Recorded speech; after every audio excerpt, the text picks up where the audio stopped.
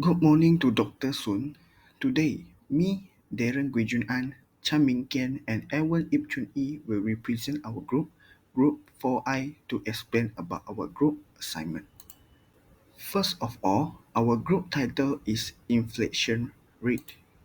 Next, the problem statement is what are the factors or determinants that impact the inflation rate in Malaysia. Our objective for this analysis and assignment are: first, to understand what is inflation rate; second, to analyze the relationship between inflation rate and the determinants. First of all, what is the inflation rate? The inflation rate is defined as a measure of the rate of rising prices of goods and services in an economy. Based on the recent data from the Bank Negara Malaysia, or the STAR, Malaysia's inflation rate in November 2023 was 1.5%. This showed a slowdown motion from the previous month. Besides that, there is another index that can I share with you. In November 2023 also, the Consumer Price Index (CPI) in Malaysia is 130.9. Next, I will introduce our briefly explain about the determinants of inflation rate. First and foremost, credit availability. Available credit is the amount of money that is available given the current balance on the account. Credit availability refers to the amount of credit or borrowing capacity that is accessible to individuals, businesses, or other entities. The second determinant or factor is government expenditure. Government spending or expenditure refers to money spent by the public sector on the provision of goods and services. This includes spending on education, healthcare, social protection, and defense. The next determinant is gross domestic product, or GDP. GDP is the total market value of the goods and services produced by a country's economy during a specific period of time. It includes all final goods and services, that is, those that are produced by the economic agents located in the country. Global commodity price is also one of the determinants of the inflation rate. What does global commodity price mean? It is the prevailing market values of various raw materials, goods, or primarily products traded in the international markets. These commodities can include agricultural products, energy resources, metals, and other tangible goods that are interchangeable with each other. The prices of the global commodities are determined by the forces of supply and demand in the global marketplace. Last but not least, Consumer Price Index (CPI) is also the determinant of inflation rate. Consumer Price Index is a price index that the price of weighted average market basket of consumer goods and services purchased by household. Before we go further to the data analysis, we have stated the economic model and econometric model of this relationship, particularly between inflation rate and the determinants. First, for the economic model, we stated that inflation rate equal to F, which includes the determinants like credit availability, real GDP, government expenditure, global commodity price, and consumer price index. Next, for the econometric model, inflation rate is equal to beta 0 plus beta 1 credit, beta 2 GDP plus beta 3 government expenditure plus beta 4 global commodity price plus beta 5 consumer price index CPI plus epsilon, which beta 0 is the constant and beta 1, beta 2, beta 3, beta 4, and beta 5 are the estimated coefficients of the independent variables, and the epsilon represent the error term or residual. Next, my other members Chan and Elwin will bring you to learn further about the relationship between inflation rate and the determinants that I mentioned just now with various data analysis. Moving on to the part of findings and discussions to know how good our model is and what we learn from the analysis. The figure is the multiple regressions outputs generated by the evils. Okay, so now let us focus on the probability, or we call the p-value. So the p-value of GEXP is equal to 0.0000, and the p-value of credits is equal to 0.2164, and the p-value of GTP is equal to 0.3618. Now we are going to do the test for p-values in order to identify the individual significance. At this test, we are going to use the 5% of significant levels. First of all, for the GXP, the null hypothesis stands for beta 1 is smaller than or equal to 0, and the alternative hypothesis stands for beta 1 is greater than 0. And according to the previous slide, the p-values of GXP is equal to 0.0000. We reject the null hypothesis at the 5% significant level because the p-value is smaller than the level of significance, so it's false in the rejection regions. Therefore, we conclude that GEXP have a significant effect on Y. The next is credit. The null hypothesis stands for beta 2 is smaller than or equal to 0, and the alternative hypothesis stands for beta 2 is greater than 0. The p-value of credits is equal to 0.2164. So we do not reject the null hypothesis at the 5% significance level because the p-value is bigger than the level of significance. So it's false in the non-rejection regions. Therefore, we conclude that credit has no significant effect on Y. The next is the GTP. The null hypothesis stands for beta 3 is smaller than or equal to 0, and the alternative hypothesis stands for beta 3 is greater than 0. The p-value of GTP is equal to 0.3618. So we do not reject the null hypothesis at the 5% significant level because the p-value is bigger than the level of significance. So it's false in the non-rejection regions. Therefore, we conclude that GTP has no significant effect on Y. I will continue by the hypothesis testing by using the t-statistic. According to the figure below, the t-statistic value for G price is equal to 0.014316, and the t-statistic for CPI is equal to negative 0.456370. At first, I will be explaining about the G price.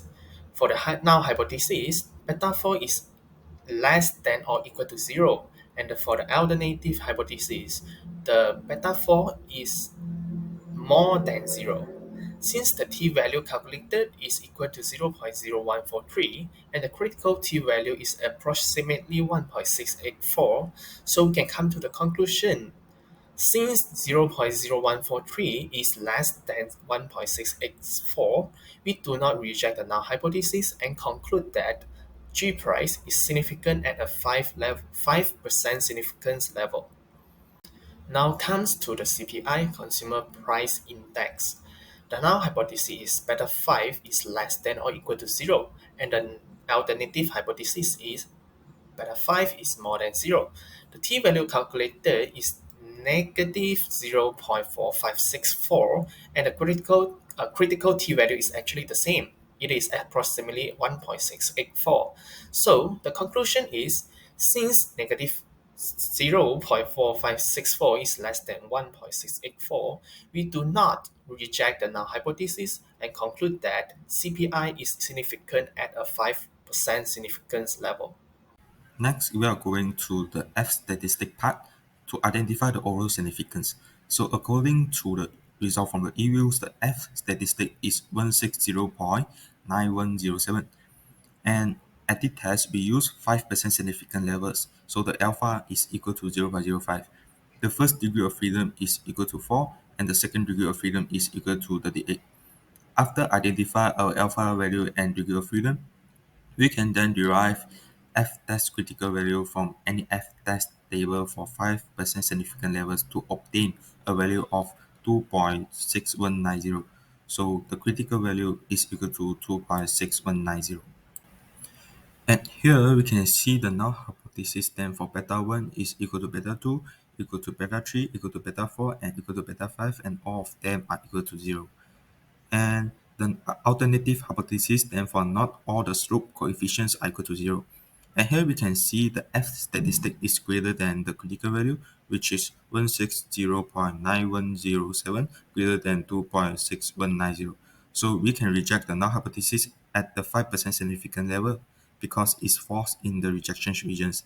Therefore, we conclude that GEXP, credit, GDP, G price, and CPI do have a significant effect on Y.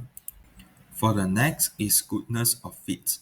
So according to the figure, the adjusted R square is equal to 0.950092, and it suggests that 95.01% of variations in the inflation rate can be explained by the independent variables, and the others 4.99% of variations is explained by other variables that are not captured by this model. Next, variance inflection factors. Referring to the figure on the left-hand side, the VIF for GEXP is equal to 10.33200. This suggests a high level of multicollinearity for the variable GEXP. This may indicate the GEXP is wrongly correlated with one or more of the others independent variable in the model. The VIF for credits is equal to 3.269089.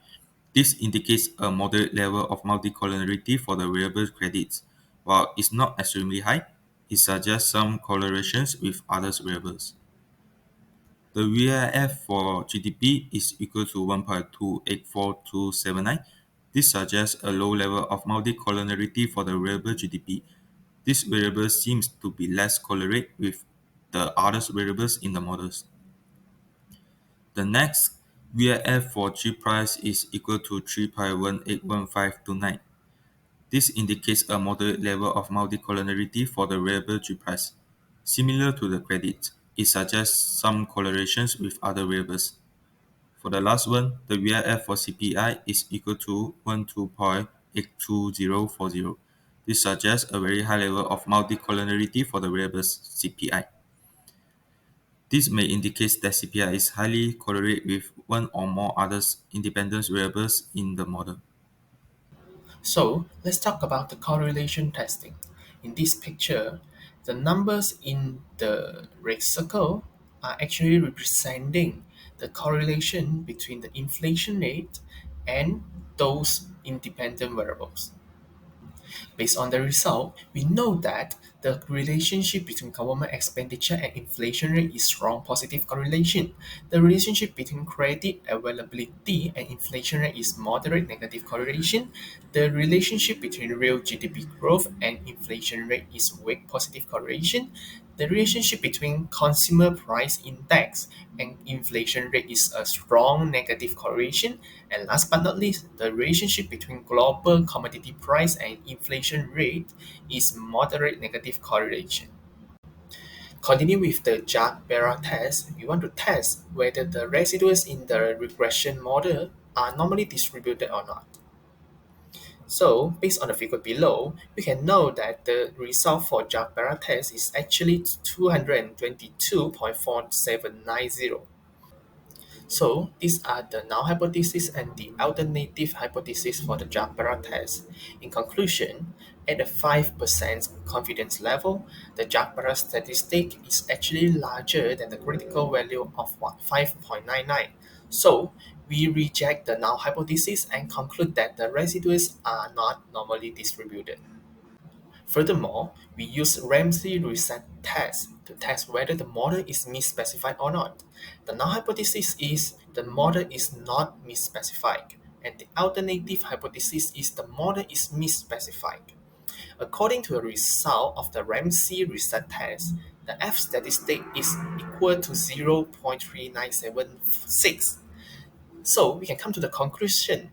Since 0.3976 is larger than 0.05, we do not reject the null hypothesis at a 5% significance level. There is no evidence of omitted variables or incorrect functional form. Last but not least, I'll be discussing about the white test. The null hypothesis for the white test is homoscedasticity, and the alternative hypothesis for the white test is heteroscedasticity. So, according to the result above, we can come to a conclusion. Since 179.9351 is actually larger than 0.0000, the test statistic is not significant. We do not reject the null hypothesis and conclude that there is no evidence of heteroscedasticity. This is our last part, conclusions. According to the figure, it shows that the GEXP, credit, GDP, and G price have positive coefficients. So it means there is a positive relationship between the government expenditure with inflation rate, credit availability with inflation rate, real GDP growth with inflation rate, and global commodity price with inflation rate. And the coefficient for CPI is negative. It means there is a negative relationship between the consumer price index with inflation rate. That's all for our group. Thank you for attention.